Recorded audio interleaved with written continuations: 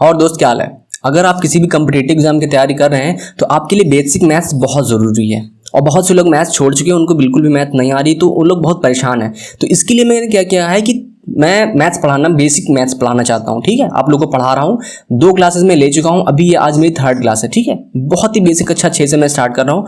तो 3 चैप्टर मेरे हो चुके हैं, प्राकृतिक संख्याएं, पूर्ण संख्या और पूर्णांक, है ना। 3 चैप्टर मैंने पढ़ा दिए हैं, बिल्कुल सब चीज़ पढ़ाई है मैंने ढंग से पूरी। और आज चैप्टर 4th और 5th का नंबर है। तो हमारा क्या है, चैप्टर 4 सांख्यिकी और बीजगणितीय अवधारणा, इन 2 को मैं पढ़ाऊंगा। ठीक है, आप लोग बिल्कुल भी परेशान नहीं, जो अगर जिसने नहीं देखा तो आप पिछली 2 वीडियोस आप जाके देख सकते हैं। और ये मेरा व्हाट्सएप नंबर है, अगर आप मुझसे जुड़ना चाहते हैं तो व्हाट्सएप नंबर पर डायरेक्टली मैसेज कर सकते हैं या फिर मेरे ग्रुप से जुड़ जाइए। ठीक है, टीचरीफाई ये मेरा यूट्यूब चैनल है। ठीक है, और इसको आप लोगों को सब्सक्राइब करना है, और इसी नाम का मेरा ग्रुप है और उसका लिंक डिस्क्रिप्शन में मिल जाएगा, आप उस ग्रुप से जुड़ सकते हैं। ठीक है, जो भी प्रॉब्लम होगी मैं आपकी सॉल्व करूंगा। ये बेसिकली सीटेट, टेट और यूपी टेट के लिए क्लासेस हैं। ठीक है, चलिए स्टार्ट करते हैं सांख्यिकी। तो सीधे आते हैं सांख्यिकी पर। सांख्यिकी है क्या? नाम से समझ में आ रहा है, वो संख्याओं से रिलेटेड कोई चीज़ है ना, संख्याओं से रिलेटेड चीज़ है। तो इसमें संख्याएं क्या होती हैं? संख्याएं सब बहुत बड़ा डेटा होता है ना। 1-2 संख्याएं नहीं होती हैं, बहुत ज़्यादा सब संख्याएं होती हैं, और उससे संबंधित जितने भी आगे प्रोसेस होने वाली हैं, है ना, उसको किस तरीके से हमें रिप्रेजेंट करना है, दूसरों को कैसे दिखाना है कि लोगों को समझ में आ जाए, है ना। डेटा तो ऐसा नहीं है एक संख्याएं लिखी हुई हैं लेकिन उनको कोई समझ पाएगा क्या? लेकिन जब तक उनको व्यवस्थित तरीके से नहीं शो किया जाएगा, तो ये सब काम किस में आते हैं? सांख्यिकी में। आप लोगों ने देखा होगा, जब आप कभी क्रिकेट देख रहे होते हैं तो उसमें कभी कभी एक लिस्ट बन के आती है, यहाँ पे प्लेयर्स के नाम लिखे होते हैं, फिर यहाँ पे उनके बनाए हुए रन्स हैं, ओडीआई में कितने रन उन्होंने बनाए हैं, कितने शतक मारे हैं, या किसी ने कितने ओवर्स फेंके हैं, कि आज तक कितने विकेट लिए हैं, है ना। ये सब चीज़ें लिख के आती हैं। वो सब किसका काम है? ये सब सांख्यिकी के अंदर ही आता है। ठीक है, तो ये चीज़ हो गई, मैं बेसिक चीज़ समझ गया कि सांख्यिकी का मतलब क्या है। और दूसरी चीज़ देखते हैं, आंकड़े क्या हैं। अब देखते हैं आंकड़े क्या है। आंकड़े वो हैं संख्याओं का एक ऐसा समूह कह सकते हो, या संग्रह हो सकता है ना। आंकड़े क्या है? संख्याओं का ऐसा संग्रह है जो कुछ ना कुछ इंफॉर्मेशन देने के लिए काम होता है, कोई सूचना हमको देता है ना। तो वो सब आंकड़े कह सकते हैं उनको हम, मतलब सूचना देने के लिए जो चीज़ हम इकट्ठे करते हैं। जैसे कि जो प्लेयर्स होते हैं वो तो क्रिकेट खेलते हैं, उनके बैकग्राउंड में कोई ना कोई बैठा होते हैं जो उनके रन काउंट कर रहा होता है ना। तो जो काउंट करता है, जिस चीज को वो लिखता है, नोट डाउन करता है, वो क्या होता है? वो सब आंकड़े हैं। तो दूसरा क्या है? प्राथमिक आंकड़े और द्वितीयक आंकड़े। आंकड़े कितने प्रकार के होते हैं? 2 प्रकार के। पहला है प्राथमिक और द्वितीयक आंकड़े। तो अब ये समझे कि हम प्राथमिक आंकड़े और द्वितीयक आंकड़े का मतलब क्या है ना। प्राथमिक आंकड़े देखते हैं, जब कोई शोधकर्ता या कोई भी इंसान किसी चीज को किसी भी आंकड़े को एक उद्देश्य के लिए, है ना, कोई एक उद्देश्य उसका होता है, उसके लिए जब डेटा इकट्ठा करता है तो उसको बोलते हैं हम प्राथमिक आंकड़े। जैसे कि हम ये बोल रहे हैं कि जैसे कि हमारी गवर्नमेंट होती है, गरीबी रेखा के नीचे जीवन यापन करने वालों को क्या करती है, कभी कभी शोध वो करती है कि हाँ कितने लोग गरीबी रेखा से नीचे, उनका अकाउंट नंबर, आधार कार्ड वगैरह ये सब कलेक्ट करती है ना। तो वो हमारे प्राथमिक आंकड़े हुए। उनका ये था कि हम ये देखना चाहते हैं कि हमारे देश में कितने गरीबी रेखा से नीचे हैं, है ना, वो ये जानना चाहते थे। तो साथ में उसने अकाउंट नंबर ले लिए, है ना, पैन नंबर सब कुछ ले लिया उसने। ठीक है, तो ये हमारा क्या है? प्राथमिक आंकड़े हैं। अच्छा, अब मान लो इस टाइम लॉकडाउन स्टार्ट हो जाता है, उसका उद्देश्य क्या था कि वो ये जानना चाहते थे कि कितने गरीब हैं हमारे यहाँ, गरीबी रेखा से नीचे हैं। अब मान लो इस टाइम लॉकडाउन स्टार्ट हो गया, तो उन्होंने देखा कि यार गरीब जितने भी लोग, उनके पास खाने के लिए कुछ पैसे नहीं है। तो उन्होंने क्या, प्राथमिक आंकड़ों के जो डेटा था, जो प्राथमिक आंकड़े का जो डेटा था, जो अकाउंट नंबर उन्होंने पहले किसी दूसरे उद्देश्य के लिए लिए थे, उसका आज प्रयोग किया, है ना। उसका प्रयोग किया किस लिए? उन लोग को पैसा बांटने के लिए, उनके अकाउंट में डायरेक्टली पैसा डालने के लिए उसी डेटा का प्रयोग कर लिया उन्होंने। तो इनका उद्देश्य ऐसा कुछ था नहीं ना। द्वितीयक आंकड़े में क्या था कि उनका ऐसा कोई उद्देश्य कभी नहीं था, लेकिन प्राथमिक आंकड़े उनके पास पहले से उपस्थित थे, उसका इन्होंने प्रयोग कर लिया। ठीक है, तो ये बात है द्वितीयक आंकड़े की। जब कोई शोधकर्ता किसी अन्य उद्देश्य से संकलित, यानी जो प्राथमिक में किसी अन्य उद्देश्य से संकलित कोई डेटा का प्रयोग अपने आंकड़ों में करता है, अपने किसी नए कारण के लिए करता है, तो उसको द्वितीयक आंकड़े कहते हैं, है ना। लेकिन अब यहाँ पे प्राथमिक में क्या था, फिर से समझने की कोशिश करेंगे। प्राथमिक में पहले ही कोई उद्देश्य था, ठीक है, तो उसको प्राथमिक कह दिया। द्वितीयक में क्या था, कोई इनका कोई अभी उद्देश्य नहीं था, यानी कोई जब नया उद्देश्य क्रिएट हुआ तो इस वाले डेटा को इन्होंने यूज कर लिया, तो इसको कह सकते हैं हम द्वितीयक आंकड़े। ठीक है, अच्छा अब बात करते हैं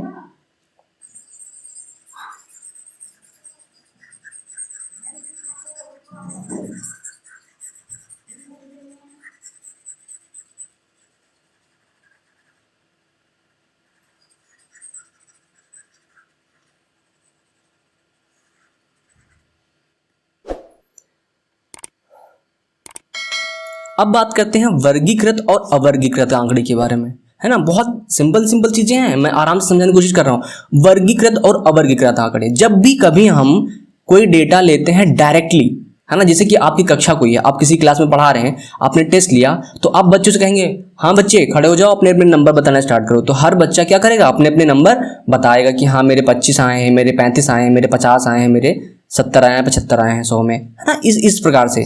तो क्या होगा, ये हमारे अवर्गीकृत आंकड़े हैं, अवर्गीकृत आंकड़े हैं, क्योंकि हमने डेटा तो ले लिया, है ना, नंबर्स तो हमने ले लिए 10, 20, किसी के 25 हैं, किसी के 18 हैं, किसी के कुछ भी हैं, है ना। तो ये हमारे अवर्गीकृत आंकड़ा है, क्योंकि हमको ये नहीं पता है कि कितने बच्चे इसमें से फेल हैं, पास हैं, है ना, या ये नंबर, ये 10 जो नंबर है वो किस बच्चे के हैं, है ना। कोई बच्चा 0 नंबर पाया है, वो 0 नंबर किस बच्चे ने पाया है हमको नहीं पता चल पा रहा है। अगर हम किसी के सामने केवल और केवल नंबर्स लिख के रख दें कि हाँ मेरी क्लास में इतने बच्चे हैं, इतने इतने नंबर पाए हैं, तो उसको कैसे समझ में आएगा कि इस 0 बच्चे किस नंबर के हैं, 0 नंबर किस बच्चे के हैं, ये समझ में आएगा क्या, नहीं आएगा। तो ये हमारे अवर्गीकृत डेटा है, यानी रॉ डेटा हो उसको बोलते हैं। केवल और केवल डेटा इकट्ठा कर लेना वो अवर्गीकृत होता है। जब वर्गीकृत करने का क्या मतलब, इसको व्यवस्थित तरीके से रखना कि यार हमने डिवाइड कर लिया कि हाँ मेरे फेल बच्चे कितने हैं, प्रथम श्रेणी में कितने बच्चे हैं, द्वितीय श्रेणी में कितने बच्चे हैं। अगर हम उनको ऐसे करके कैटेगराइज कर देते हैं, है ना, जब हम कैटेगराइज करते हैं तो वो जो डेटा हमारा बन के आता है, तो हम अपनी कक्षा का जो मूल्यांकन किए हैं वो हम ढंग से दिखा पाएंगे और लोग उसको समझ पाएंगे अच्छी तरीके से, है ना, कि बच्चे की प्रोग्रेस क्या है। तो वो क्या करता है, जो हमारा मॉडिफाइड डेटा है, पहले डेटा को व्यवस्थित तरीके से जो लिख लेते हैं, उसी को बोलते हैं हम वर्गीकृत आंकड़े या डेटा। ठीक है, कोई चीज़ नहीं है इसमें, बिल्कुल कुछ कठिन नहीं है। अवर्गीकृत डेटा मतलब जो होता है डायरेक्टली हम डेटा कुछ ले लें किसी चीज़ से, ने बच्चों के नंबर ले लिए हमने, उनकी ऊंचाई ले ली, लेकिन जब इसको नाम के साथ हम कैटेगराइज करते हैं कि हाँ रमेश है, सुरेश है, इसके इतने नंबर है, इसके इतने नंबर है, ये सब बच्चे फर्स्ट ग्रेड में है या सेकेंड ग्रेड में है, तो ऐसा जब करते हैं तो हम उनको बोल देते हैं वर्गीकृत आंकड़े। फिफ्थ हेडिंग हमारी है बारंबारता। अगर बारंबारता को हम शब्द के अनुसार समझें तो इसका क्या मतलब है, बारंबार यानी बार बार जो आए, है ना, जो बार बार अकर हो उसको बोल देते हैं हम बारंबारता। जैसे कि आप 7th क्लास में गए, है ना, 7th क्लास की क्लास चल रही है, वहाँ पे आप पूछने गए कि हाँ बच्चे आप लोग अपनी अपनी उम्र बताइए, तो बच्चों ने बताना स्टार्ट किया, मेरी 10 है, मेरी 11 है, मेरी 12 है, किसी की फिर 10 है, किसी की फिर 8 है, किसी की फिर 9 है, फिर 10 है, फिर 11 है, फिर 10 है, फिर 8 है ना, फिर 10 है, ऐसे करके। तो आप एक चीज़ नोटिस करो यहाँ पे, एक चीज़ यहाँ पे आप नोटिस करने की कोशिश करें कि यार कुछ बच्चों की उम्र लगभग समान है। यहाँ पे एक इस बच्चे की 10 है, फिर यहाँ पे एक 10 है, फिर यहाँ पे 10 है, यहाँ भी 10 है, यहाँ भी 10 है ना। तो 10 एक ऐसी संख्या है जो बहुत ज़्यादा बार आई है, 1 2 3 4 5। तो यहाँ पे नोट करते हैं 10 कितनी बार आया, 5 बार। उसके बाद देखते हैं 11 कितनी बार आया है, 1 बार 2 बार। 11 कितनी बार आया है, केवल 2 बार आया है। 12 की बात करें कितनी बार आया है, यहाँ पे केवल और केवल 1 बार आया है ना। और कितना हो गया 10। 9 की बात कर लेते हैं, 9 कितनी बार आया है, 2 बार आया है। 8 की बात करें कितनी बार आया है, 2 बार, है ना। अब ये सब चीज़ हो गई। अब यहाँ पे देखिए आप कि 10 कितनी बार आया है, 5 बार, नहीं सबसे ज़्यादा बार ये आया है। कौन आया है, 10। तो इसकी बारंबारता इस आंकड़े की, ये हमारा क्या है, आंकड़ा ही तो है, संख्या। अभी मैंने बताया आंकड़ा क्या होता है, तो आंकड़े में जो सबसे ज़्यादा बार आ रहा है वही उसकी बारंबारता होती है। तो इस आंकड़े की बारंबारता क्या होगी, 10 होगी, क्योंकि 10 जो है बहुत ज़्यादा बार, सबसे ज़्यादा बार आया है। ठीक, इसी को बारंबारता बोलते हैं। जैसे कि किसी की टेम्परेचर है, किसी सिटी का टेम्परेचर दिया है पिछले 1 महीने का, कि टेम्परेचर किस हिसाब से बढ़ा, किस हिसाब से घटा। तो ठीक है, जो टेम्परेचर अधिकतर दिनों में रहा है, मान लो 35 की बात करते हैं, है ना, 35 डिग्री सेंटीग्रेड जो है हमारा तापमान है, वो लगभग 15 दिन तक रहा है। तो इसका मतलब क्या है कि उसकी बारंबारता क्या है, 35 है। इसी प्रकार से समझने को, मतलब कुछ नहीं है, सिंपल सी बात है, जो बार बार आए वो बारंबारता होती है। ठीक है, तो चलिए चलते हैं आगे, चलते हैं कि अब हम देखते हैं पिक्टोग्राफ। अगली हेडिंग पे आते हैं पिक्टोग्राफ। पिक्टोग्राफ क्या है यार, नाम से समझो, अगर पिक है ना, और यहाँ पे चित्रालेख में क्या आ रहा है, चित्र। तो इसका मतलब क्या है, हम चित्रों का या पिक्चर्स का यूज कर रहे हैं डेटा को प्रदर्शित करने के लिए। डेटा को किस तरीके से प्रदर्शित कर रहे हैं, पिक्चर्स के माध्यम में, यानी फोटोज के माध्यम से कह सकते हो, चित्र के माध्यम से। बस यही मतलब है, सिंपल सा, है ना। जब डेटा को हम चित्रों के माध्यम से प्रदर्शित करें तो उसको बोलते हैं पिक्टोग्राफ या चित्ररेख। अब यहाँ पे देखते हैं, मान लो यहाँ पे एक डेटा दिया हुआ है कि किसी कक्षा में कमल ने टेस्ट हुआ तो कमल ने 20 नंबर पाए, अखिलेश के 30 हैं, विशाल के 25 हैं और मेघा के 15 नंबर है। ठीक है, तो अब इसको बोले हमसे कि पिक्टोग्राफ में प्रदर्शित करो। ठीक है, तो हम कमल के लिए पिक्चर्स को हम मान लेते हैं कि हम ट्रायंगल से शो करना चाहते हैं। ट्रायंगल क्या है? एक चित्र तो है, हम चित्र से, या हम इसको मान ले फ्लावर से करना चाहते हैं तो फ्लावर ये हो गया हमारा, है ना। फ्लावर से अगर प्रदर्शित करना चाहते हैं तो हम कितने फ्लावर बनाने पड़ेंगे? अगर हम एक नंबर 20 नंबर है ना, उसके एक नंबर के लिए हम एक ट्रायंगल बनाएं तो हमें कितने ट्रायंगल बनाने पड़ेंगे? यानी 20 ट्रायंगल बनाने पड़ेंगे। अखिलेश के कितने बनाने पड़ेंगे? 30 ट्रायंगल। लेकिन यहाँ पे ये चीज समझो ना यार कि इतने ज्यादा ट्रायंगल्स बनाएगा कौन? अगर बना दूंगा मैं तो लिखेगा, उसको पढ़े काउंट कौन करेगा? और फिर आंकड़े या सांख्यिकी का तो मतलब ही खत्म हो जाएगा ना यार। सांख्यिकी का मतलब क्या है कि आंकड़े को इस तरीके से प्रदर्शित करना कि लोगों को आसानी से समझ में आए, है ना। तो ये चीज, आसानी वाली तो चीज गायब हो जाएगी। तो इसके लिए क्या करते हैं कि हम अगर ये मान लें कि 5 नंबर का मतलब क्या है? एक ट्रायंगल, है ना। 5 नंबर का मतलब क्या है? एक ट्रायंगल। ये हमारा क्या हो जाता है? मानक। अगर ऐसा हमने मान लिया तो आप ये बताओ, कमल के 20 नंबर थे, यहां पे देखो, तो कमल के 20 नंबर का मतलब है 20/5 करके देखो, तो उसके लिए कितने ट्रायंगल बनाने पड़े हमको? 5 चौके 20, यानी उसके लिए हमें 20 नंबर को प्रदर्शित करने के लिए हमको 4 ट्रायंगल बनाने पड़ेंगे। तो विशाल के लिए, कमल के लिए कितने हो जाएंगे? अब यहाँ पे हम लिख के देखते हैं, यहाँ पे है ना। तो यहाँ पे हमने लिखा कमल के कितने नंबर थे? 20। तो कमल के लिए कितने ट्रायंगल हमारे बनेंगे? 4। अभी हमने काउंट किया तो 4 ट्रायंगल बना दिए हमने, 1 2 3 4।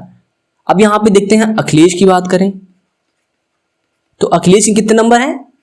30 हैं। अब इसको 30 को 5 से डिवाइड करोगे, क्योंकि एक का मतलब है ना, एक ट्रायंगल बराबर 5 नंबर है, तो 30 नंबर बराबर क्या होगा? डिवाइड करके देखो, 5 6 30, तो 6 ट्रायंगल इसके लिए बनेंगे, 1 2 3 4 5 और 6 ट्रायंगल।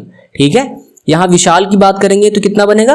उसके 25 नंबर है तो 5 25, तो 5 ट्रायंगल बनने चाहिए। 25 नंबर है ना यहाँ पे, हाँ 25 नंबर, 5 ट्रायंगल होंगे उसके, 1 2 3 4 5। यहाँ मेधा की बात करें, मेधा लड़की है कोई, तो इसके कितने नंबर हैं? 15 नंबर। अगर हम इसके पिक्टोग्राफ बनाए तो कितने बनेंगे? 5 3 15, नहीं 3 ट्रायंगल हमारे बनेंगे। तो ये हमारा हो गया पिक्टोग्राफ, है नी, पिक्चर्स के माध्यम से डेटा का प्रेजेंटेशन। तो यहाँ पे कोई भी अगर हमारा ये साथ में लिखा हुआ है, ये मानक लिखा हुआ है, तो कोई भी समझ जाएगा, क्योंकि 5 ट्रायंगल 4 ट्रायंगल मतलब 4 पंजे 20, यानी 20 नंबर है उसके। यहाँ पे 1 2 3 4 5 6, यानी 6 पंजे 30, यानी 30 नंबर हो जाएंगे। इस प्रकार से ये मतलब है हमारा पिक्टोग्राफ का। ठीक है, और कोई भी चीज इसमें कोई झाम नहीं है, इसमें सिंपल सी चीज है। ठीक है, अगली हेडिंग हमारी है दंड आरेख। दंड आरेख का क्या मतलब है? जब हम आंकड़ों को, नाम से समझो ना यार, फिर से वही चीज है, आंकड़ों को दंड के रूप में, है ना, ये दंड है, छड़ कह सकते हैं या स्तंभ कह सकते हैं, इसके रूप में प्रदर्शित करें तो वो क्या कहलाता है? हमारा दंड आरेख। आप लोगों ने कभी कभी देखा होगा कि मैच में ऐसे से बीच बीच में बन के आने लगता है, ऐसे करके स्तंभ से बने रहते हैं, छोटे छोटे से ऐसे करके, ये एक्से से बनी रहती है। यहाँ पे कुछ लिखा होता है नाम या ऐसा कुछ, यहाँ पे ईयर्स वगैरह लिखा रहता है। तो ये क्या हमारा है? ये हमारा क्या है? दंड आरेख ही है, ये आंकड़ों को प्रदर्शित कर रहा है। ठीक है, अब इसको समझने की कोशिश करते हैं एक एग्जाम्पल की सहायता से। तो हमारा एग्जाम्पल यहाँ पे दिया हुआ है, देख लेते हैं। उदाहरण नंबर 6 दिया हुआ है कि 6 विद्यार्थियों द्वारा 600 पूर्णांकों में से प्राप्त अंक दिए गए हैं। 1 2 3 4 5, नहीं 5 विद्यार्थी हैं, चलो ठीक है, 5 विद्यार्थी हैं, उनके अंक हैं। इसने अमिता के 450 नंबर है, नमिता के 300 है, दीप्ति के 400, अजय के 350 और अमर के 550 नंबर हैं। ठीक है, और टोटल 600 में से नंबर पाए हैं। तो इनको हम किस प्रकार से प्रदर्शित करेंगे दंड आरेख पे? तो इसको समझने की कोशिश करते हैं। ये हमारी है वाई एक्सिस और ये हमारी है एक्स एक्सिस। ठीक है ना, ये एक्स एक्सिस वाई एक्सिस यहाँ पे है। तो अब इसको देखें कि यहाँ पे कितने नंबर हैं अमिता के? 450। तो आप ये समझो कि क्या 450, इसका मतलब क्या होता है? यहाँ पे तो 1 सेंटीमीटर के बने होते हैं, 1 2 3 4 5 6 7 8, इस प्रकार से बने होता है। इधर भी ऐसे ही 1 2 3 4 5 6 7 8 9, सब ये सब 1 सेंटीमीटर, ये 0 होता है। यहाँ पे 0 से काउंट करते हैं, ऊपर चलते हैं और इधर साइड में चलते हैं 36 में। तो अब ये बताओ यार, यहाँ पे क्या 450 चीजों को हम अगर काउंट करें तो 450 से ऊपर सेंटीमीटर ऊपर जाना मुश्किल पॉसिबल है हमारे लिए? कितना बड़ा पेज चाहिए आपको ऊपर जाने के लिए 450 काउंट करने के लिए? नहीं कर सकते हैं ना। तो इसके लिए हम लोग फिर मानक मानते हैं। जैसे अभी पिछली बार हमने मानक माना, तो यहाँ पे भी मानक मान लेते हैं। मान लेते हैं कि 100 अंक बराबर क्या है? 1 सेंटीमीटर। कहने का मतलब है अगर यहाँ पे हम अंकों को प्रदर्शित करेंगे, इधर अंक रहेंगे हमारे, इधर और इधर बच्चों के नाम रहेंगे, इधर नाम रहेंगे, ठीक है। इसको थोड़ा मैं सही कर देता हूँ। यहाँ पे नाम लिख लेते हैं पहले बच्चों के, है ना। तो यहाँ पे क्या है? अमिता है, अमिता के लिए हमने ए नोट कर लिया। नमिता के लिए हमने यहाँ पे एन नोट कर लिया है। दीप्ति के लिए डी नोट कर लिया है। और अजय के लिए एजे और अमर के लिए ए एम। ठीक है ना, कोई दिक्कत नहीं। तो अब देखो यहाँ पे इसके अमिता के 450 नंबर प्रदर्शित करने के लिए हमको क्या करना पड़ेगा? 100, क्योंकि 100 का मतलब क्या हुआ? 100 नंबर बराबर 1 सेंटीमीटर। हमने ये मान के रखा है ना, यानी अगर हम 1 सेंटीमीटर ऊपर जाते हैं तो इसका मतलब हमने 100 नंबर काउंट कर लिए। तो हमें चाहिए 450, तो हमको 4 तो ऊपर जाएंगे, तो 1 2 3 4 ऊपर गए, 400 नंबर हो गया, यानी 4 सेंटीमीटर मतलब 400 नंबर। लेकिन अभी 50 नंबर और ज्यादा है, तो इसका क्या मतलब? इसका आधा और लेना पड़ेगा हमको, है ना। यहाँ पे ये हमारे कितने थे? अब हम देख लेते हैं यहाँ पे 100 200 300 400 500 600 ऐसे लिख रहे हैं। तो यहाँ पे हमारे कितना हो जाएगा? अजय का यानी 4.5 सेंटीमीटर ना। 400 को 100 से डिवाइड करो तो कितना आएगा? 4.5 ही तो आएगा, 4.5 सेंटीमीटर, है ना। तो इतना चल गया, हम कितना चल गए? 450। अब इसी प्रकार से हम ये देखें, नमिता के कितने नंबर हैं? 300। तो नमिता के हमने 300 नंबर नोट की। 300 बटे कितना हो जाएगा? 100। कितने खाने हुए हमारे? 3, यानी 3 सेंटीमीटर। तो नमिता को कितने नंबर चलना पड़ेगा? 300। 300 कहाँ पे आ रहा है? 100 200 300, तो यहाँ पे 300 आ गए हम। सिंपल। नमिता के नंबर हो गए। दीप्ति की बात करें 400, तो 400 बटे 100 यानी 4 सेंटीमीटर, यानी 400 हमारा कहाँ पे आ रहा है? यहाँ पे आ रहा है। तो दीप्ति के लिए इतना बड़ा खाना बनेगा। कितने चले गए यहाँ पे? नीचे से गए तो 4 सेंटीमीटर, 4 सेंटीमीटर यहाँ पे हो जाए। इसी प्रकार देखते हैं अजय की बात करें तो 350 चलना है, तो यहाँ पे 3 है हमारा, ये हमारा 350 है। यहाँ पे कहीं 350 आएगा। अब इसकी बात करें अजय अमर की कितने नंबर है? 550। अमर के नंबर है हमारे 550। तो 550 का मतलब क्या हुआ? ये 500 था, ये 450 था, यहाँ पे 500 है। 500 के ऊपर और जाना पड़ेगा हमको, यहाँ पे जाना पड़ेगा, यहाँ पे, क्योंकि सबसे ज्यादा नंबर उसी की है ना, तो सबसे बड़ा उसका स्तंभ भी होगा। ये देखो, ये देखिए यहाँ पे। अब देखो ये जो हमारा बना, यहाँ पे मैं तो थोड़ा बहुत ज़्यादा क्लियर नहीं बना पाया हूँ, लिखने में थोड़ा प्रॉब्लम होती है क्योंकि, लेकिन फिर भी आपको समझ में आ गया होगा कि मानक कैसे मानते हैं। यहाँ पे मानक सबसे ज़्यादा इंपॉर्टेंट होता है, ठीक है। मानक सबसे ज़्यादा इंपॉर्टेंट है आप लोगों के लिए। जब तक मानक सही आप नहीं मान पाएंगे तब तक आप कुछ नहीं कर पाएंगे। जैसे क्या मानते हैं, फिर से मान लेते हैं कि 1 सेंटीमीटर हमने क्या माना? 1 सेंटीमीटर बराबर 100 अंक। तो इस प्रकार से 2 सेंटीमीटर बराबर क्या हो जाएगा? 200 अंक, है ना। अगर हम 2.5 सेंटीमीटर चले तो इसका क्या मतलब है? 250 अंक। इसी प्रकार से हम उसको समझने की कोशिश करते हैं, ठीक है। तो हमारी सब चीजें हो गई यहाँ पे हैं। क्या क्या हमने पढ़ लिया आज? आंकड़े पढ़े हैं, प्राथमिक आंकड़े, द्वितीयक, वर्गीकृत, अवर्गीकृत, बारंबारता, पिक्टोग्राफ और दंड आरेख, ये सब चीजें हमने पढ़ ली, ठीक है। अब हम आगे बढ़ने की कोशिश करते हैं बीजगणित की तरफ, ठीक है ना। एक चैप्टर हमारा कंप्लीट हो गया है बीजगणित। उसमें कुछ ज्यादा समझने की जरूरत थी नहीं, लेकिन फिर भी मैंने कोशिश करी कि आप लोग को बता दूं, ठीक है। बीजगणित क्या होती है? बीजगणित हम लोगों ने अंकगणित पढ़ी है ना। जब हम अंकों की बात करें तो अंकों की जब बात करते हैं तो वो क्या होते हैं? अंकगणित होती है। लेकिन बीजगणित ऐसी चीज है जहां पे हम अंकों का प्रयोग नहीं करते हैं। बिना अंकों के प्रयोग किए भी हम गणित यूज करते हैं, या अंक यूज करते हैं तो बहुत कम करते हैं हम। जैसे कि आप बोले कि कुछ है, जैसे आपके पास 5 आम हैं, 5 आम हैं, तो आप क्या कहोगे कि हाँ मेरे पास 5 आम हैं। लेकिन कोई इंसान आता है आपको बिना गिने ही कुछ भी दे देता है, कुछ आम दे दिए, तो आप क्या कहोगे? कितने आपके पास हैं? बिना देखे आपको क्या बताओगे? तो आप क्या कहोगे, कुछ आम है मेरे पास, आप यही तो बोलोगे। इसी कुछ को हम क्या बोलते हैं, हम जब ABCD से प्रदर्शित करने लगे, ABCD, है ना। अब भाई जब हमको पता ही नहीं है, अंक क्या होते हैं, फिक्स होते हैं बिल्कुल, और यहां पे तो हमको पता ही नहीं है कितने हैं, तो हम क्या करेंगे, ABCD XYZ कुछ भी, जितनी भी 26 अंक 26 हमारे लेटर्स है ना, उनसे हम प्रदर्शित करते हैं, कुछ भी कर रहे हैं, ठीक है। तो इसी कुछ को प्रदर्शित करने के लिए जिन इंग्लिश अंग्रेजी के या हिंदी के लेटर्स का यूज हम करते हैं, उन्हीं को बोलते हैं हम बीजगणित। उन्हीं से संबंधित जो गणित हमारी यूज होती है, उसी को बीजगणित बोलते हैं, ठीक है। तो ये तरीके से हमारे क्या है, बीज हैं। अब थोड़ा सा आगे समझने की कोशिश करते हैं। हेडिंग हमारी है आगे, चर और अचर, चर और अचर। अच्छा, यहीं पे एग्जाम्पल की बात करें कि आप दिन भर में कितनी रोटी खाते हैं, एक दिन में कितनी रोटी खाते हैं। मान लीजिए आप किसी दिन 2 खाए, हो सकता है कल अच्छी चीज बन गई तो आपने 3 खा लिया, उससे अच्छी चीज मिल गई तो कितनी खा ली आपने, 4 या 5 खा ली, दिन भर की बात कर रहे हैं, ठीक है। तो क्या है, रोटियों की संख्या क्या हो रही है, रोज बदल रही है ना, रोटियों की संख्या बदल रही है रोज, डेली। तो आप क्या कुछ कह सकते हो कि हाँ मैं रोज इतनी रोटी खाता हूं, आप कह सकते हो कि हाँ रोज मैं इतनी रोटियां खाता हूं, कोई परफेक्ट नंबर है नहीं। तो यहां पे क्या है, आप कुछ रोटियां खाते हैं, आपको इतना पता है कि कुछ रोटियां खाते हैं, कितनी खाते हैं डेली का पता नहीं।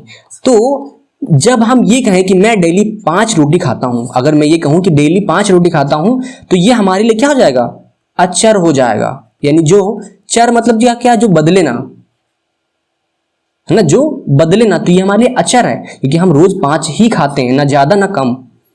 यहां भी क्या बात है, हमको क्या पता था कि हमको पता ही नहीं कितने खा रहे हैं, 2 खा रहे हैं, 3 खा रहे हैं, 4 खा रहे हैं, 5, ये डिपेंड नहीं करता कितने खा रहे हैं, हम बस खा रहे हैं, कुछ भी खा ले रहे हैं। तो ये क्या हुआ है, चर है। ये रोटियों की संख्या जो है हमारी चर है, वो डेली डेली बदल रही है, बस इतना सा अंतर है। रियल लाइफ की स्टोरी की तरह बता रहे हैं आपको, ठीक है ना। चर अचर में यही अंतर है, जो चीज बदलती रहे बार बार, जो चीज बार बार बदले वो हमारी चर है, जो न बदले यानी जो बदले वो क्या है, चर है, जो न बदले वो क्या है, अचर है।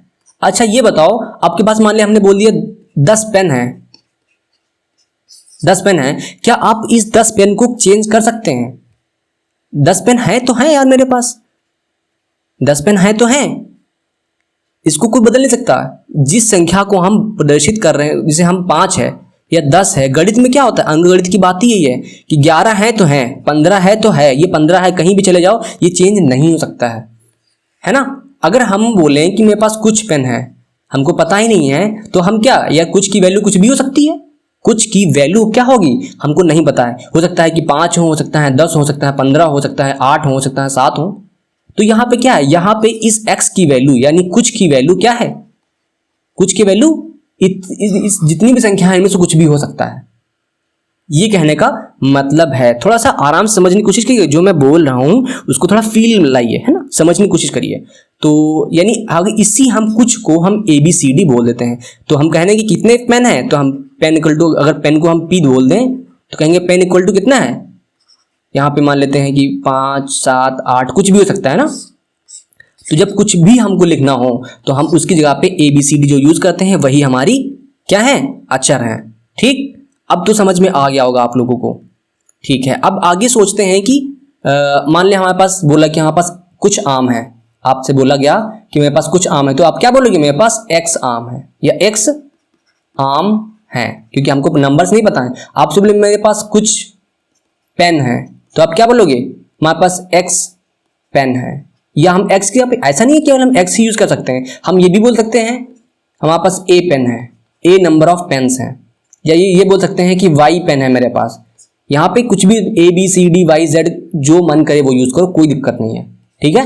इसका कोई फिक्स पैटर्न नहीं है कि हमको XY ही यूज करना है, जो मन में आए वो यूज करो, ठीक है। अब ये चीज समझ में आ गई, तो अब आते हैं बीज गणित का योग, घटाना, गुणा और भाग की बात करते हैं। आपसे बोला गया कि मेरे पास, पहला हम एग्जांपल लेते हैं, बिल्कुल सिंपल। देखो मैं किसी से बुक से नहीं बहुत ज्यादा ले रहा हूं, थोड़ा बहुत मैंने बुक से लिया है, लेकिन बाकी चीजें मैं अपने आप से ही बोल रहा हूं, ठीक है। तो आपसे बोला गया कि आपके पास 10 संतरे हैं, 10 संतरे हैं आपके पास पहले से हैं, ठीक है। आपको कुछ क्या किया गया, आपको कुछ संतरे किसी और ने दे दिए। कितने दिए हैं आपको नहीं पता है, आपको कितने दिए गए आपको नहीं पता, लेकिन कुछ दिए गए हैं। तो आप कैसे इसको शो करोगे, गणित की लैंग्वेज में कैसे शो करोगे? आपके पास 10 पहले से थे, जब कुछ और आपके पास दे देंगे तो क्या होगा, वो ऐड ही तो होगा, है ना। ऐड हो गया कितना, मैंने क्या बताया कि कुछ को हम x y z या ABCD कुछ लिख सकते हैं। तो मान लिया आपको पास यहाँ पे लिख देते हैं कुछ संतरे, है ना, ऐसे लिख दिया। तो हम कुछ को क्या बोले थे, अभी कुछ भी लिख सकते हो x y z, तो हम क्या बोल दिए x। तो हमारे पास टोटल संतरे कितने हो गए, टोटल संतरे होगा हमारे 10 + x। इतने संतरे हैं आपके पास। और जब आप इस x को काउंट कर लोगे तो यहाँ पे x की वैल्यू रख लोगे, तो हमको टोटल नंबर्स पता चल जाएंगे, है ना। तो x का जोड़ घटाना डायरेक्टली ऐसा ही होता है। और समझने की कोशिश करते हैं, ठीक है। तो हमने क्या बताया अभी, 10 + x। अब ये बताओ कि यार हमारे पास क्या होता था कि हमको अगर 10 + 5 पता होता तो हम क्या जोड़ लेते थे इसको ना, 10 + 5 यानी 15 कर लेते थे। तो क्या यार ऐसा यहाँ पे कर सकते हो क्या, यहाँ पे x तो ABCD है, ABCD को हम संख्याओं से ऐसे जोड़ सकते हैं क्या कि हम कुछ लिख लो ऐसे करके, प्लस का निशान गायब हो जाए, ऐसे लिख सकते हैं क्या? नहीं लिख सकते हैं, क्योंकि हमको जब तक x की वैल्यू ही नहीं पता है तो कैसे लिख दें। तो हम डायरेक्टली क्या करते हैं, जो अंक हमको पता है वो लिखो, जोड़ना है क्योंकि हमको मिले हैं संतरे उतने, तो हम यहाँ पे प्लस का x लगा देंगे, ठीक है। यहीं पे अगर हम बोलें कि आपके पास 10 आम थे या 10 संतरे थे, आपने कुछ संतरे किसी दूसरे को दे दिए। कितने दिए हैं आपने पता नहीं है, कुछ दे दिया आपने, तो कुछ आपके पास से चले गए ना। तो जब जो चीज चली गई है वो घट जाएगी ना आपके पास। कितना घटा, x घट गया, क्योंकि आपने कुछ दे दिए। तो ये हमारा घटाना हो गया, ये जोड़ हो गया, ये घटाना हो गया। ऐसे ही गणित हमारा जोड़ घटाना हो गया उनका, ठीक है। अच्छा, इसी प्रकार से तो गिनती हो गई। एक और एग्जांपल लें, एक और एग्जांपल लेते हैं कि आपके पास, आपको दो लोगों ने, आप मान लो अपने मेहमान के यहाँ गए, कहीं मेहमानी करने गए, तो आपको किसी ने कुछ रुपए दिए। मान लिया आप मामा के यहाँ गए हैं, तो पहले 2 मामा हैं आपके पास, है ना, तो आपके 2 मामा हैं, तो पहले मामा ने कितने रुपए दिए आपको, मान लियो कुछ दिया, आपने देखे नहीं, आप गिनने थोड़ा लगते हो वहां पे, तो आपको पता थोड़ा, तो जब घर आते हो तो गिनते हो ना, यही तो होता है। तो हम क्या करें, मान लो पहले वाले ने कुछ दिया, तो वो क्या दिया, x ही दिया, कुछ की वैल्यू तो x मानते हैं ना हम लोग। अब दूसरे जो मामा थे, ये तो पहले वाले थे, ये दूसरे वाले थे, तो इन्होंने क्या दिया, इन्होंने भी कुछ दिए होंगे। भैया आप तो दिए, चुपके से रख लिया आपने, तो हमको नहीं पता ना कितने दिए, तो मान लेते हैं y दिए, ठीक। अब ये बताओ कि टोटल आपके पास कितने हो गए, इन्होंने x दिए, इन्होंने y दिए, तो टोटल आपके पास कितने हो गए, यानी इनका जोड़। तो यार x + y, हमारे पास टोटल रुपए कितने हो गए, इतने रुपए। इसमें कोई प्रॉब्लम है नहीं। जब हम काउंट कर लें कि x इतने रुपए हैं, घर पे आएंगे गिनेंगे, यहाँ x बराबर इतने हैं कि बड़े मामा ने इतने दिए, छोटे ने इतने दिए, सब पहले, दूसरे मामा ने इतने दिए, तो हम टोटल जान लेंगे, वो बाद में जानेंगे। लेकिन अभी के लिए हमारे पास क्या है, कुछ इन्होंने दिए, कुछ इन्होंने दिए। ये हमारी बीजगणितीय तरीके से जो हमारा सेंटेंस है या अंकों को या किसी चीज को लिखने का तरीका है ना, बीजगणितीय ढंग से लिखा हुआ है ये चीज। इसी प्रकार से घटाने की बात होगी, इसी प्रकार से गुणा भाग सबकी बात होगी, ठीक है। ये तो बेसिक कॉन्सेप्ट था, ये आपको समझ में आ गया होगा। घटाने की बात भी यही करें कि आपके पास कुछ रुपए थे, मान लो x रुपए थे मेरे पास, हमको नहीं पता मेरे पास कितने रुपए थे, x रुपए थे, हमने किसी को कितने कुछ भी रुपए दे दिए, उठाया हमने, जेब में पैसे जितने पड़े थे हमको नहीं पता, x रुपए हमारे पास पहले से थे, हमको नहीं पता था, किसी ने मांगे, हमने जेब में हाथ डाला, लो भैया ले जाओ। कितने रुपए दिए आपको पता है, नहीं, बिना देखे आपने दिए, तो हमारे पास x रुपए थे, y चले गए हमारे पास से, तो हम इसको ऐसे लिख सकते हैं, ठीक है ना, सिंपल है। अच्छा, जोड़ हो गया, घटाना हो गया, गुणा की बात करते हैं, हम गुणा की। चलो अगले पेज से बात करते हैं, अगला पेज ले लेते हैं। ये हो गया हमारा गुणा, ठीक। अब ये बताओ कि हम जब वहां पे गुणा करते थे तो क्या करते थे, 5 × 3, तो 5 × 3 = 15 हो जाता था हमारा, सिंपल। लेकिन यहाँ बीजगणित की जब बात होती है तो हम समझ नहीं पाते हैं, बहुत लोग उसको मल्टीप्लाई ही नहीं कर पाते हैं, ठीक है ना, मल्टीप्लाई गुणा भाग कुछ नहीं कर पाते। उन्हीं लोगों के लिए तो मैंने वीडियो बनाई है, जो आपको कुछ भी, जो चीज़ें आपको कोई ना बताए वो चीज़ें मैं आपको बताता हूँ, ठीक। तो अभी यहाँ पे 5 हमारे पास है, तो 5 हमने नोट कर लिया। अभी यहाँ से बोल रहा है हमको नहीं पता यहाँ पे कितना था। हमको अगर ये चीज़ ना पता हो कि यहाँ पे कितना था, तो हम यहाँ पे क्या लिखेंगे, गुणे का निशान तो लगाएंगे ही।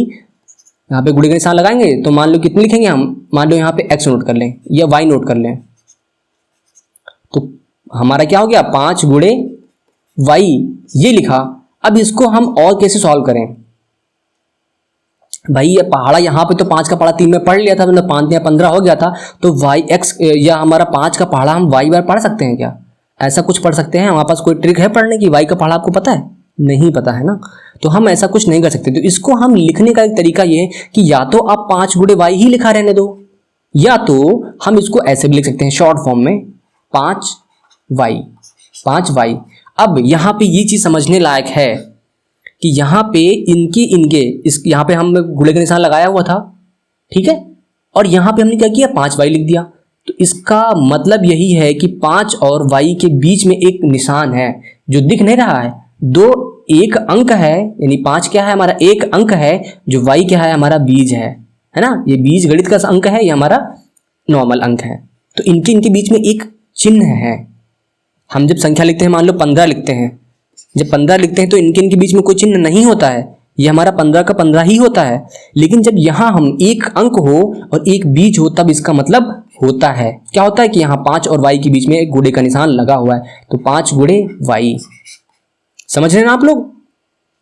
थोड़ा और बताता हूं मैं आपको, बोर मत होइए, आराम से देखिएगा, ठीक है। जैसे हमसे बोला कि 10 गुणे वाई लिखना हमको है, 10 गुणे वाई, तो इसका मतलब क्या है, या तो हम ऐसे ही लिखा रहेंगे तो भी ठीक है, कोई दिक्कत नहीं है, लेकिन इसको यार थोड़ा शॉर्ट में लिखने की क्या कर सकते हैं हम, 10 वाई लिख दो। लेकिन इसका मतलब जब हमसे कोई कहेगा तो क्या मतलब है, तो यानी 10 गुणे वाई, इसका क्या मतलब है, 10 गुणे वाई मतलब है, सिंपल। अच्छा ये बताइए, ये तो हमारी अंक की गुणा इससे हो गई, अंक की बीज से गुणा हो गई। अब 2 बीजगणित हैं, दोनों ही बीज हमारे पास हों, है ना, यानी दोनों ही हमारे पास क्या हो, बीज कह दें या उसको हम चर, हाँ चर कह दें, ये हमारी जो बदल जाती हैं, यानी वाई की वैल्यू तो कुछ भी हो सकती है ना, तो हमारी चर राशियां हैं। तो जब 2 चर राशियों को हमें मल्टीप्लाई करना होता है तो क्या करेंगे, मान लो हमारे पास एक x है और एक y है, तो इसकी गुणा करने के लिए तो हम सिंपली यही लिख देंगे ना, x इंटू वाई, हमारा गुणे का निशान है, ये हमारा x है, तो x इंटू वाई सिंपली लिख देंगे। लेकिन इसको और शॉर्ट में लिखने के लिए क्या कर दें, x y लिख देते हैं, x y लिख दो। तो क्या मतलब है, x और y के बीच में क्या है, एक डॉट कह सकते हो या एक गुणे का निशान होता है। x और x y लिखा हुआ है, तो आप ये समझो कि ये लिखा हुआ है x इंटू वाई लिखा है, ठीक है, आपको यही सही समझनी है। हो गया गुणे का निशान, गुणे का कॉन्सेप्ट समझ में आ गया। अब आते हैं भाग पर, भाग की बात करें। अच्छा भाग क्या करते थे, हम क्या करते थे, 5 का पहाड़ा 5/3, ये ऐसे लिखते थे, या तो ऐसे भी लिखते थे हम 5/3, ऐसे लिखते थे, ठीक है। तो ये बट्टे का निशान क्या होता था, भाग होता था। अच्छा ये तो गिनती हो गई, हम तो ऐसे काट सकते थे, 3 × 5 = 15 काट दिया हमने, चलिए ठीक है। अच्छा अब हम जब बीज की बात करें कि ऊपर हमारा 15 है, कि 15 को हमें भाग करना है किसी संख्या से, अब संख्या क्या है हमको नहीं पता, मान लो x से भाग करना है।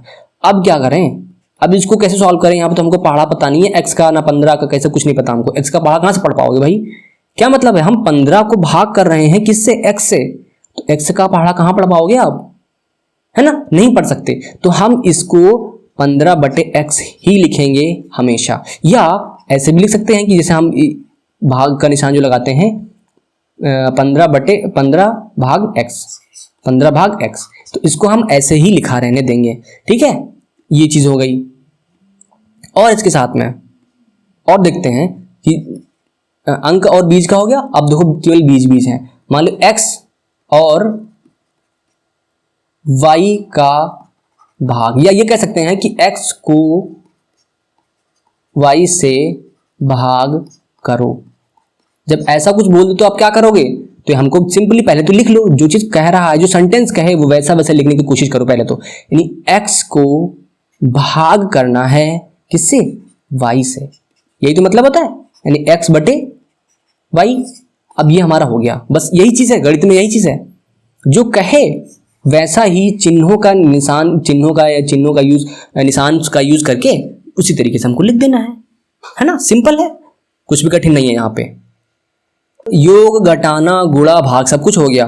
अब इसके साथ में कुछ और भी चीजें हैं कि मान लेते हैं योग में ही कि कुछ सेम चीजें हैं, यानी x में अगर हम x जोड़ें तो क्या आएगा। बड़ा कंफ्यूजन वाली बात है ना, x में x जोड़ें तो क्या आएगा, इसमें लोग कंफ्यूज हो जाते हैं। अब ये देखो यार, अगर हम 5 में 5 जोड़ते हैं तो कितना बन जाता है 10। अच्छा एक चीज ये समझो कि हम गुणा आता कहाँ से है, यानी 5 को 2 बार गुणा किया, अब 10 हमको लाना तो इसको ऐसे भी तो लिख सकते हैं 5 गुणे 2, 5 + 5 = 10 होता है, और 5 गुणे 2 = 10 होता है। ऐसे भी यहाँ पे लिख सकते हैं 5 + 5 + 5 = 15 हो जाएगा। इसी प्रकार से हम लिख सकते हैं कि 5 गुणे 3 तो भी 15 आ जाएगा। यानी जोड़ को हम गुणे के रूप में लिख सकते हैं, नहीं लिख सकते हैं।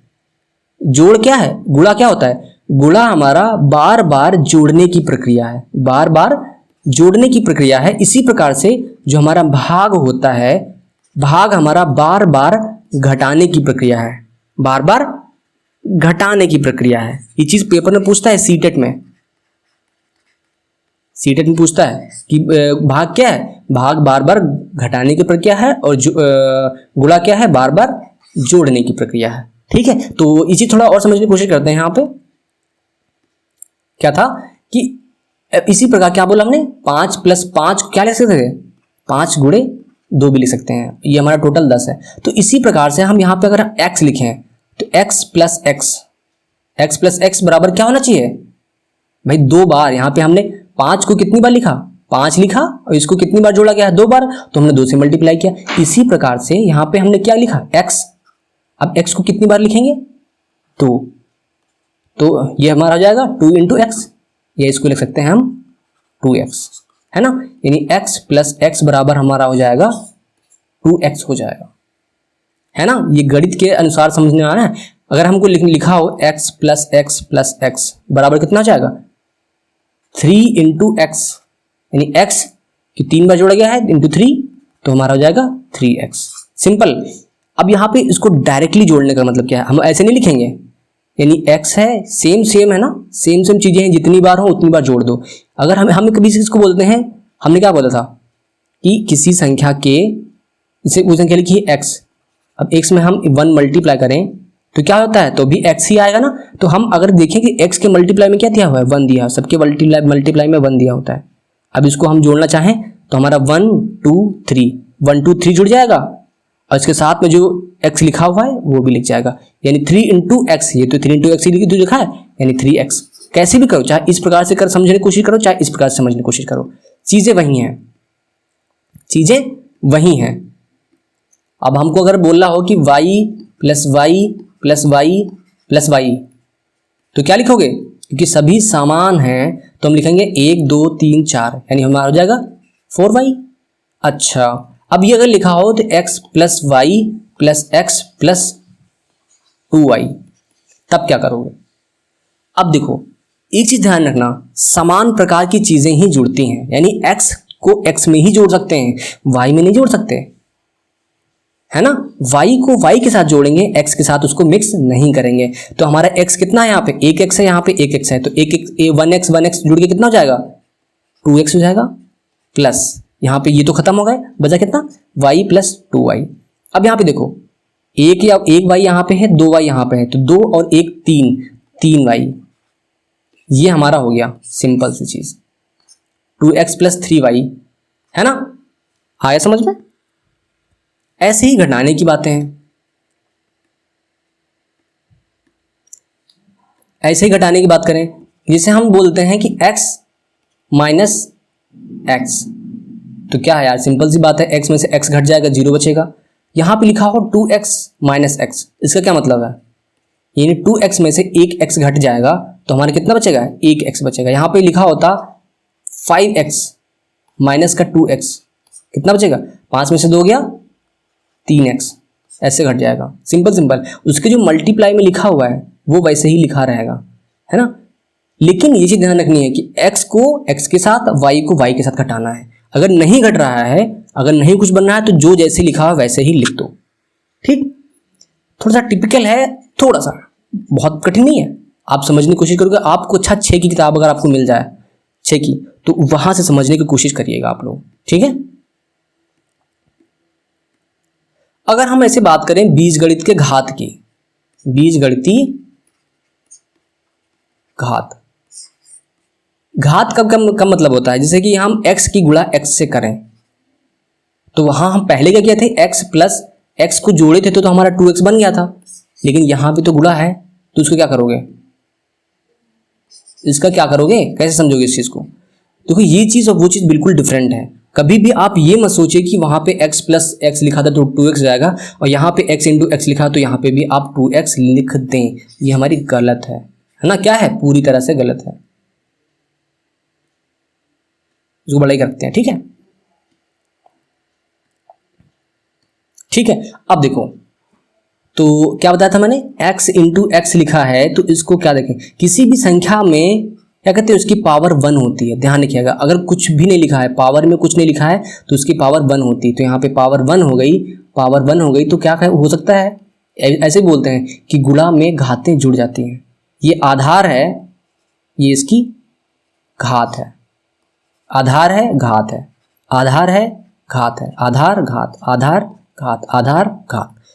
ये समझ में आई आपको। तो नीचे जो आधार है, अगर आधार समान होंगे तभी जुड़ेगा, यानी x इंटू एक्स लिखा है। जब आधार समान है और संख्याएं काहे में लिखी हूं, गुणे में, यहाँ पे मल्टीप्लाई का निशान होना आवश्यक है। तो मल्टीप्लाई का निशान लिखेंगे, x हो जाएगा 1 + 1 2 हो जाएगा, ऐसे लिखोगे x 1 + 1। यहाँ पे गुणे कहा, लेकिन फिर भी घातें जुड़ रही हैं, ये चीज ध्यान रखने वाली बात है। ठीक है, यहाँ पे लिखा होता x की पावर 2, और यहाँ पे लिखा गुणे का निशान यहाँ पे लगा हुआ है x की पावर 1, तो कैसे लिखते तो इसको, आधार यानी जो समान है, क्योंकि x x लिखा हुआ है, तो x की पावर क्या हो जाएगी 2 + 1, इसको लिख सकते हैं x + 2 1 3 हो जाएगा, है ना। ये चीज समझ में आई। इसके अलावा इसी समझने की कोशिश करते हैं। लिखा हुआ है x², सॉरी गुणे का निशान यहाँ पे है, x² गुणे x की पावर 3 गुणे y।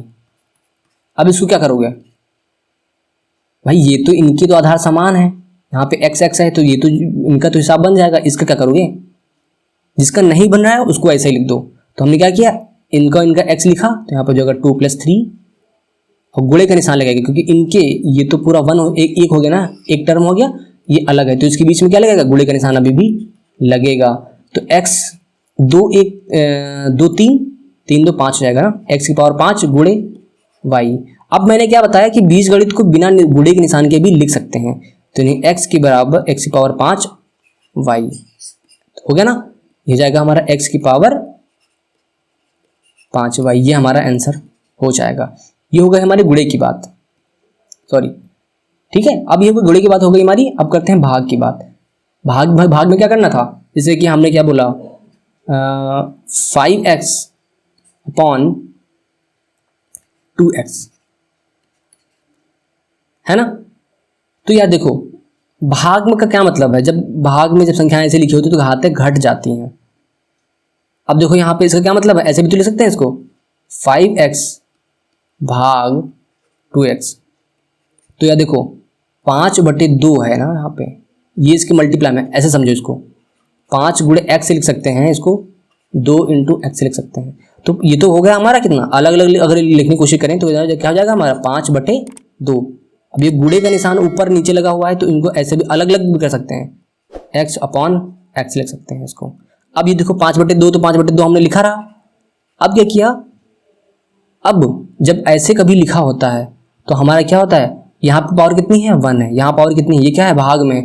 तो जब दो आधार समान है तो भाग में क्या होता है, घातें घट जाती हैं।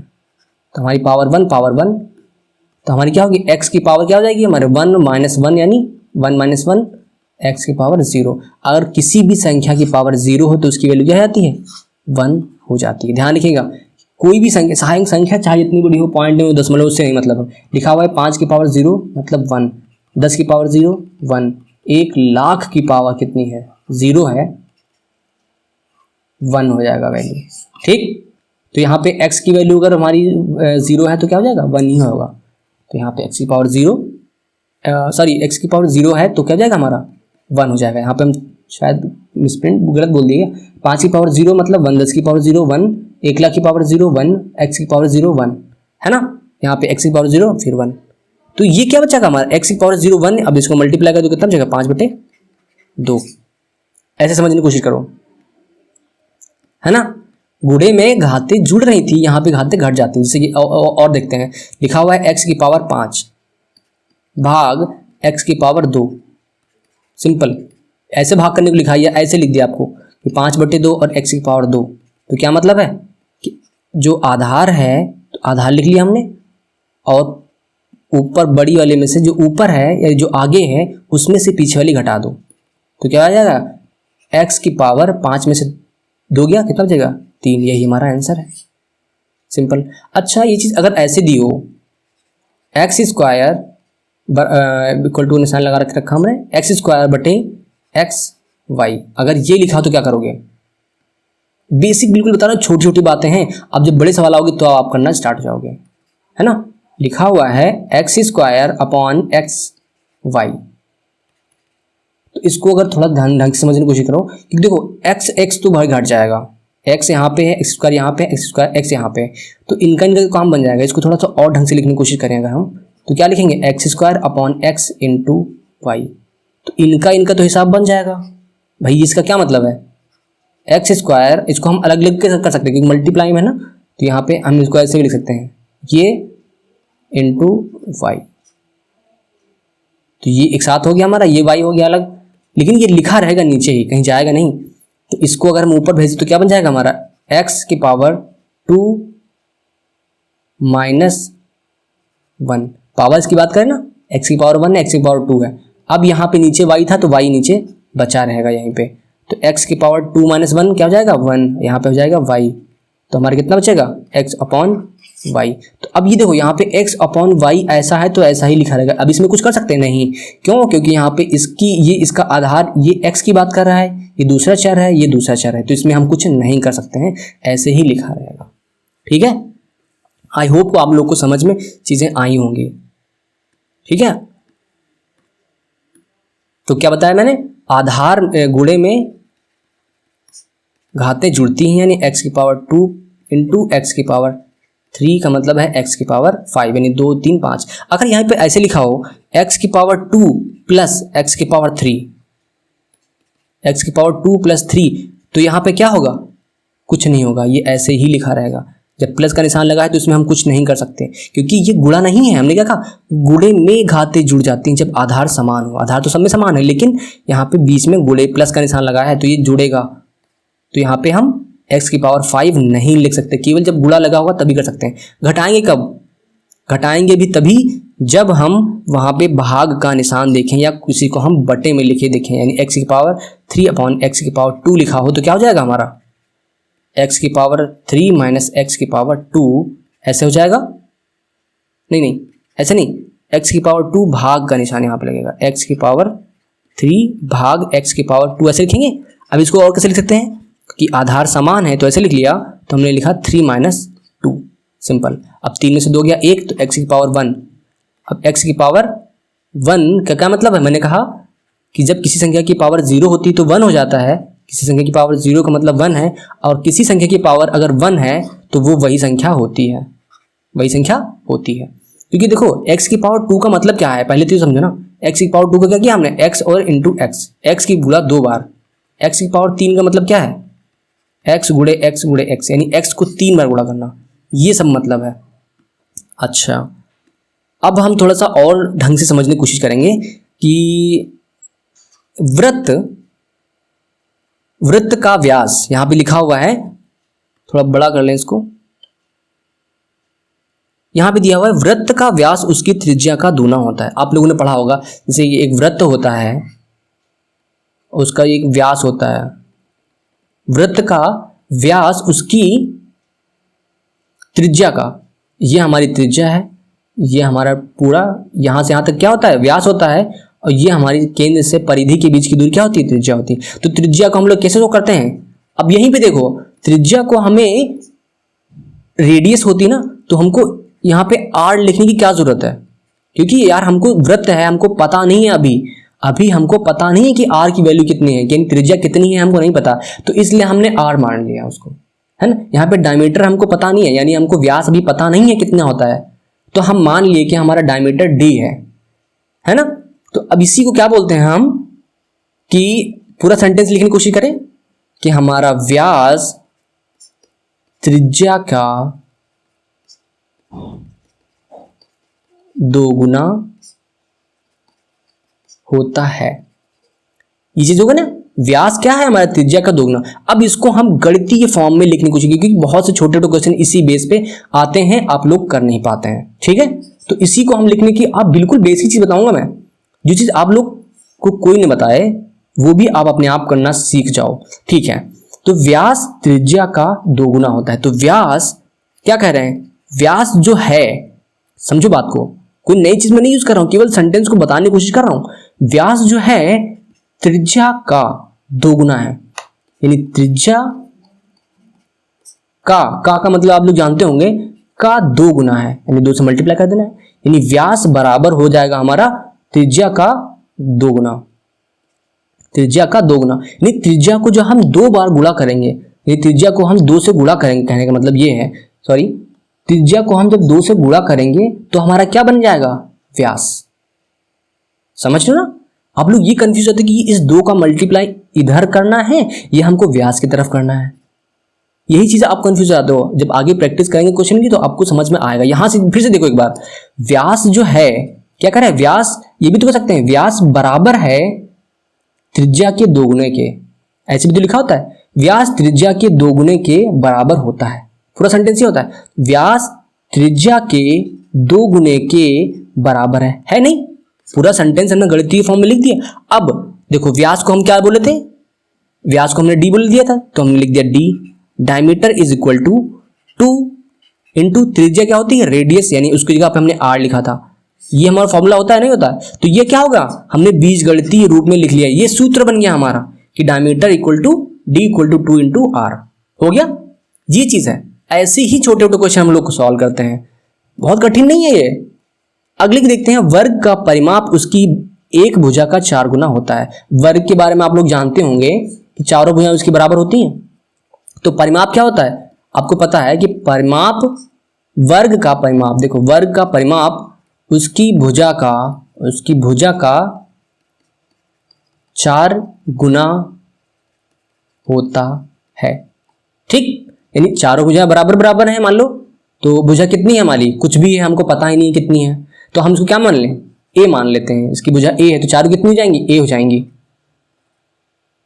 अब ये देखो, यहाँ पे जो सेंटेंस कह रहा है उसको समझने की कोशिश करो कि परिमाप जो है भुजा का 4 गुने है, कितना गुना है, 4 गुना। तो इसको हम गणित के रूप में लिखने की कोशिश करें, तो परिमाप बराबर है किसके, भुजा के 4 गुने के, भुजा के 4 गुने के बराबर है। तो परिमाप कितना हमारा है, अब परिमाप को हम लोग क्या बोलते हैं,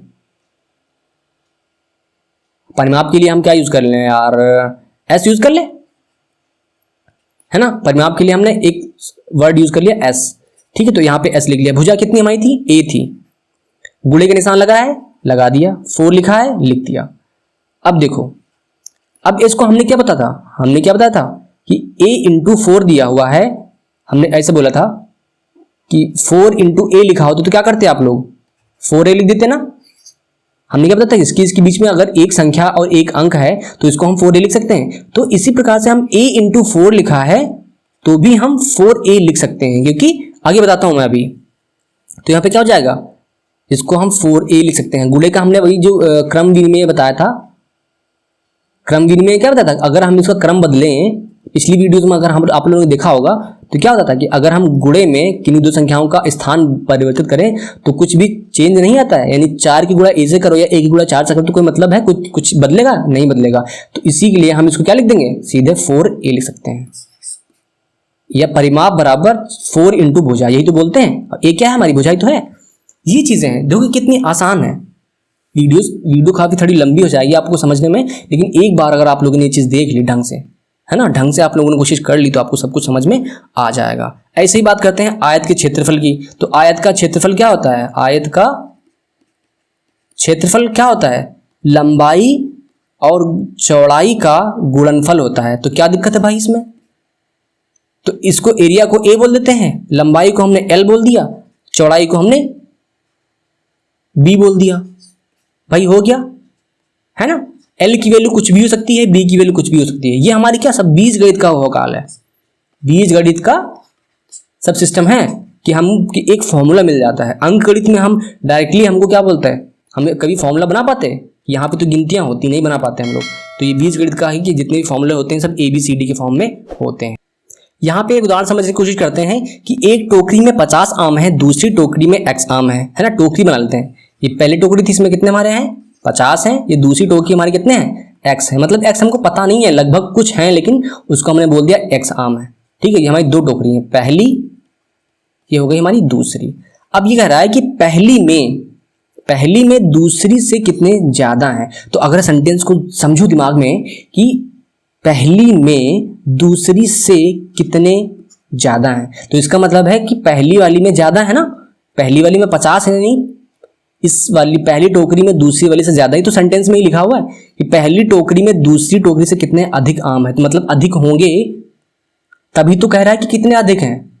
तो हम अब ये बताओ, दोनों में अब इसमें ज्यादा है, इसमें कम है, तो हम ये सिंपल सी बात समझो कि अगर हम इन दोनों को घटा दें, आपस में इन दोनों को घटा दें, तो हमको पता चल जाएगा कि कितने आम हैं, कितने ज्यादा आम हैं।